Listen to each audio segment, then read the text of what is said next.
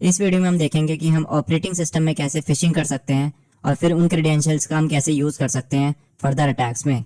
तो चलिए शुरू करते हैं। ऑलराइट, सो मैं आ गया अपनी काली मशीन पे और मैंने यहाँ पे एक गिटहब रिपोजिटरी खोल रखी है। तो हम एक टूल का यूज करेंगे जिसका नाम है थीफ रिकॉन। ये एक लॉगिन फिशिंग टूल है। So Thief Recon is a tool design for educational purposes to demonstrate how phishing attacks can be conducted on various operating systems. This tool is intended to raise awareness about cybersecurity threats and help users to understand the importance of security measures like 2FA and password management. तो thief recon एक ऐसा tool है जो आपको fishing pages बनाने में मदद करता है for various operating system, Windows, Linux, Mac. ठीक है, तो पिछली वीडियो का अगर मैं एग्जांपल लूँ तो उसमें क्या था, इंस्टाग्राम में अगर आप लॉगिन करने की कोशिश कर रहे हो या फिशिंग करने की कोशिश कर रहे हो और अगर 2 फैक्टर ऑथेंटिकेशन इनेबल है तो कई केसेस में वहां पे आपका अकाउंट बच जाता है। ठीक है, दूसरा उसमें जो रिकवरी के चांसेस हैं वो भी रहते हैं कि सामने वाला रिकवर कर ले अगर आपने एक बार क्रेडेंशियल हार्वेस्ट कर भी लिया, या फिर कई बार इंस्टाग्राम भी आपको सस्पिशियस एक्टिविटी के उसमें आपको ब्लॉक कर सकता है। ठीक है, आपका एक्सेस। तो उसमें कई चीजें हैं। लेकिन अगर मैं ऑपरेटिंग सिस्टम में सेम चीज करूं, फिशिंग अटैक परफॉर्म करूं, तो ऑपरेटिंग सिस्टम में हमारे पास ना 2 फैक्टर ऑथेंटिकेशन इनेबल होता है बाय डिफॉल्ट, या फिर ज्यादातर होता ही नहीं है। ठीक है, एंड अगर मुझे एक बार पासवर्ड मिल गया तो मैं एक्सटर्नल एक्सेस के लिए उन पासवर्ड्स का यूज कर सकता हूँ कंपनी के पोर्टल्स में, या फिर अगर कोई आरडीपी सर्वर है उनका या फिर कोई एसएसएच सर्वर है तो उन क्रेडेंशियल्स का मैं यूज कर सकता हूँ वहां पे। नहीं तो अगर मेरे ऑलरेडी इंटरनल एक्सेस है तो ये जो आपके क्रेडेंशियल्स हैं वो आपके लेटरल मूवमेंट के काम आ सकते हैं। मान लो आपने एक मशीन को कॉम्प्रोमाइज किया, ठीक है, इंटरनल मशीन में आया आप, वहां पे आपने फिशिंग परफॉर्म करी एंड फिशिंग के बाद आपको कुछ सेट ऑफ क्रेडेंशियल्स मिले। उन क्रेडेंशियल्स को आप स्प्रे कर सकते हो। इविल विन आरएम का मैंने आपको दिखाया था। ठीक है, इस तरीके से आप लेटरल मूवमेंट परफॉर्म कर सकते हो और मशीन्स को कॉम्प्रोमाइज कर सकते हो उन क्रेडेंशियल से। तो आज हम इस टूल का यूज करेंगे और देखेंगे हम फिशिंग कैसे परफॉर्म कर सकते हैं। तो पहले से इंस्टॉल कर लेते हैं। तो यहाँ से मैं कोड में जाता हूँ, इसको कॉपी कर लिया मैंने, एक टर्मिनल स्पॉन कर लेते हैं। कमांड लगाऊंगा मैं गेट क्लोन एंड पेस्ट करूंगा यूआरएल। तो ये क्लोन हो जाएगा मेरे सिस्टम पे। अभी चलते हैं फोल्डर के अंदर, थीफ रिकॉन है इसका नाम, एंड यहाँ पे मेरे पास कुछ requirements.txt फाइल है जिसको हम पाइथन की मदद से इंस्टॉल करेंगे। तो इसके लिए नीचे चलते हैं। यहाँ पे हमें पहले जो एनवायरनमेंट है उसको क्रिएट करना पड़ेगा, वर्चुअल एनवायरनमेंट। तो मैं ये कॉपी कर लेता हूँ यहाँ से।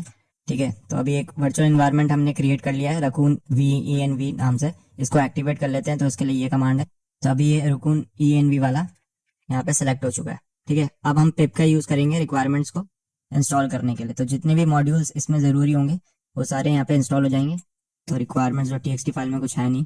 ओके, सो app.py को यूज करने से पहले आपको यहाँ पे एक इंस्टॉलेशन करनी पड़ेगी फ्लास्क की। तो एक फ्लास्क का एरर मिलेगा आपको, उसको आप पिप इंस्टॉल फ्लास्क की मदद से कर सकते हो। ठीक है, तो अब अगर मैं ट्राई करता हूँ तो मे बी ये चले यहाँ पे, बिकॉज requirement.txt फाइल के अंदर उन्होंने रिक्वायरमेंट्स अपनी दे रखी थी। एंड app.py तो कलरामा मुझे दूसरा मिल रहा है, तो इसको भी इंस्टॉल कर लेते हैं। ठीक है, तो यहाँ पे आई थिंक कुछ इशू है। तो अगर मैं चलता हूँ यहाँ पे और मैं app.py देखूँ तो यहाँ से मुझे पता लग जाएगा कौन सी ये यूज कर रहा है। तो फ्लास्क का यूज कर रहा है ये, एंड कलरामा 2 कर रहा है ये। तो इस दोनों को मैं इंस्टॉल कर लेता हूँ, नहीं तो मुझे एरर दिखाते रहेगा बार बार। ठीक है, तो वापस मैं लगाता हूँ पिप इंस्टॉल कलरामा, एंड यहाँ पे कलरामा इंस्टॉल हो चुका है। ठीक है, अब अगर मैं python 3 app.py करूँ तो यहाँ पे मुझे थीफ रिकॉन चल चुका है मेरा। ठीक है, तो यहाँ पे मुझे क्या है, ऑप्शंस दिखाई दे रहे हैं। विंडोज 10 है, विंडोज 11 है, विंडोज XP है, विंडोज सर्वर है, उबंटू है, Ubuntu server and Mac OS है। ठीक है, तो इन सब का हम बना के सकते हैं। तो अभी विंडोज 11 अपना लेटेस्ट चल रहा है तो हम उसी के लिए करेंगे। विंडोज 10 में भी आप कर सकते हो क्योंकि most of the machines Windows 10 use करती हैं आज भी। तो मैं सेकंड दबा देता हूँ यहाँ पे, एंड तो एक फ्लाश सर्वर यहाँ पे चलना शुरू हो चुका है इस पर्टिकुलर IP एड्रेस में। तो इसको मैं कॉपी कर लेता हूँ, कॉपी लिंक एड्रेस। चलते हैं, एक प्राइवेट इनकॉग्निटो विंडो खोल लिया मैंने, एंड यहाँ पे देखो। तो इस तरीके से हमें क्या है, विंडोज का वो मिल रहा है, साइन इन करने का ऑप्शन है यहाँ पे।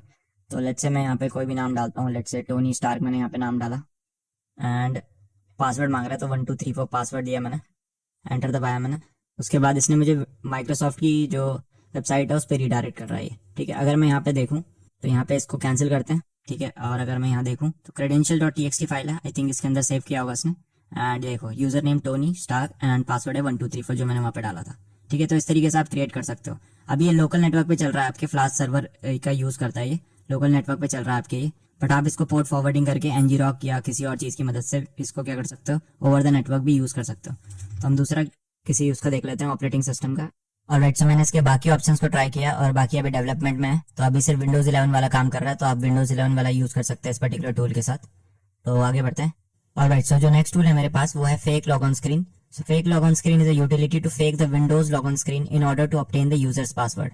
The password entered is validated against the Active Directory और local machine to make sure it is correct and is then displayed to the console और सेव टू डिस्क। ठीक है, तो ये क्या है, फेक लॉगिन स्क्रीन करके एक ना यूटिलिटी बनाई है, exe फाइल में आ मिल जाता है आपको ये। और ये अगर आपके पास इनिशियल एक्सेस है किसी मशीन के ऊपर और फिर आप उसका क्या चाह रहे हो, पासवर्ड चाह रहे हो, ठीक है, मान लो आप मेमिकैट्स वगैरह यूज नहीं कर सकते तो आप फेक लॉगिन स्क्रीन का यूज कर सकते हो। ठीक है, तो इसके फीचर्स यहाँ पे दिखा रखे हैं उन्होंने। Primary feature shows a Windows 10 login screen while additional screen turns black if custom background is configured by the user shows that background instead of the default one. ठीक है, और इसकी मेन चीज क्या है कि ये जो असली पासवर्ड है ना उसको ट्राई करता है जब तक ये आपको नया पासवर्ड नहीं मिल जाए। मान लो अगर गलत पासवर्ड भी डाला, ठीक है, तो नॉर्मल फिशिंग में क्या है, जो आप पेजेस की मदद से बनाते हो, टेम्पलेट्स की मदद से बनाते हो, कि वो चेक नहीं हो रहे होते। ठीक है, तो आप कुछ भी पासवर्ड डाल लो वो आपको रिडायरेक्ट कर देगा। ठीक है, तो बेसिक फिशिंग है। लेकिन इसमें क्या है, जब तक आप सही पासवर्ड नहीं डालोगे तब तक आपको वो दिखाता रहेगा, क्योंकि ये बैकग्राउंड में चेक कर रहा होता है सही पासवर्ड के साथ। ठीक है, तो इसको exe फाइल डाउनलोड करने के लिए यहाँ पे आप जाना एंड इसमें रिलीजेस लिखना, रिलीजेस। ठीक है, तो यहाँ पे आपको ये जिप फाइल मिल जाएगी, मैंने ऑलरेडी डाउनलोड कर ली है तो मेरे डाउनलोडेड में है ये। ठीक है, एंड मैंने इसे एक्सट्रैक्ट भी कर लिया है, तो इसके अंदर मुझे exe फाइल मिल जाएगी। अभी अगर मैं इधर चलूँ तो मेरे पास एक मेटरप्रेटर शेल ऑलरेडी ओपन है यहाँ पे। तो अगर मैं यहाँ पे देखूँ कि मैं कौन सी डायरेक्टरी में हूँ, तो मैं डाउनलोड डायरेक्टरी दिखा रहा है, सी यूजर्स डाउनलोड डायरेक्टरी में मैं यूजर के उसमें। ठीक है, तो अब एक काम करते हैं, जो हमारी बाइनरी है, ठीक है, उसको हमें अपलोड करना पड़ेगा इसमें, तो उसको कर लेते हैं। मैं अपलोड कमांड यूज करूंगा एंड मेरे डाउनलोड्स में है, तो ये डाउनलोड्स में जाके डाउनलोड्स एंड उसके बाद है फेक लॉगऑन स्क्रीन ट्रंक, ये मैंने एक्सट्रैक्ट कर रखा है फोल्डर। ठीक है, एंड उसके बाद है fake log on screen dot exe file है। ठीक है, तो उसे अपलोड किया मैंने, तो ये अपलोड हो चुकी है हमारे टारगेट के ऊपर। एंड अगर मैं dir करूँ यहाँ पे, तो यहाँ पे मुझे fake log on dot exe file दिख जाएगी ये रही। ठीक है, तो अब इसे एग्जीक्यूट कर लेते हैं। उसके लिए मैं स्पॉन करता हूँ एक शेल एंड अब मैं यहाँ से fake log on dot exe file को स्टार्ट कर लिया मैंने। ठीक है, तो अगर मैं अपनी विंडोज मशीन में जाके देखूँ तो मुझे इस तरीके का लॉक स्क्रीन दिखा रहा है। तो यहाँ पे मुझे पासवर्ड डालने का आ रहा है, reset password, sign in option वगैरह। तो मान लो यहाँ पे मैं कुछ गलत पासवर्ड डालता हूँ। ठीक है, तो मैंने डाला पास 123। ठीक है, एंटर किया मैंने एंड ये बता रहा है मुझे द पासवर्ड इज इनकरेक्ट। ठीक है, अब मैं कुछ और डालता हूँ, ASD डाला मैंने, वापस एंटर किया, पासवर्ड इज इनकरेक्ट। अब मैं डालता हूँ जो इसका एक्चुअल पासवर्ड है, दैट इज 1234। एंटर किया मैंने एंड लेट्स सी, तो अभी मेरे पास पासवर्ड इनकरेक्ट नहीं आया इसमें। वापस 1234 डालता हूँ एंड यहाँ पे ये सिस्टम मेरा खुल चुका है। अभी चलते अपनी काली मशीन में और देखते हैं क्या इसने पासवर्ड कैप्चर करा कि नहीं करा। बिंगो, हमें यहाँ पे पासवर्ड मिल गया, पासवर्ड 1234, और ये बता रहा है कि ये करेक्ट है। ठीक है, तो अगर मैं यहाँ पे देखूँ तो सबसे पहले जो भी मैंने पासवर्ड डाला होगा, पास 123 वगैरह जो मैं ट्राई कर रहा था, वो भी यहाँ पे लॉक कर रहा था। उसके बाद पास 123 मैंने एंटर करा, इसने रॉन्ग बताया। फिर आई थिंक मैंने एक दो बार ब्लैंक प्रेस कर दिया था, तो रॉन्ग बताया इसने यहाँ पे। एंड जब फाइनली मैंने यहाँ पे 1234 पासवर्ड डाला तो इसने मुझे करेक्ट बता दिया। ठीक है, तो अब इसकी मदद से मुझे पता है कि टोनी स्टार्क जो अपना है उसका जो पासवर्ड है दैट इज 1234। अब मैं क्या कर सकता हूँ कि अगर जब मुझे मान लो इसका पासवर्ड मिल चुका है और मान लो ये सिस्टम एडमिनिस्ट्रेटर भी है, तो मैं रन CS कमांड यूटिलिटी का यूज करके एडमिनिस्ट्रेटर लेवल ले सकता हूँ ओवर दिस मशीन। ठीक है, तो इस तरीके से जो फिशिंग है वो काम करती है, बिकॉज आप पासवर्ड डंप नहीं कर पाते, कई बार मेमिकैट्स आपका ब्लॉक रहता है, या कई बार आप मेमिकैट्स नहीं यूज कर सकते, या कोई और तरीका नहीं है आपको पासवर्ड कैप्चर करने का किसी यूजर के, तो आप इस तरीके से कर सकते हो। और ये एक बेहतरीन तरीका भी है आपका प्रिविलेज भी अपग्रेड करने के लिए। ठीक है, तो आई होप आपको समझ में आया होगा। अगर वीडियो पसंद आई हो तो उसे लाइक मारो। मैं मिलता हूँ आपको अगली वीडियो में, बाय बाय।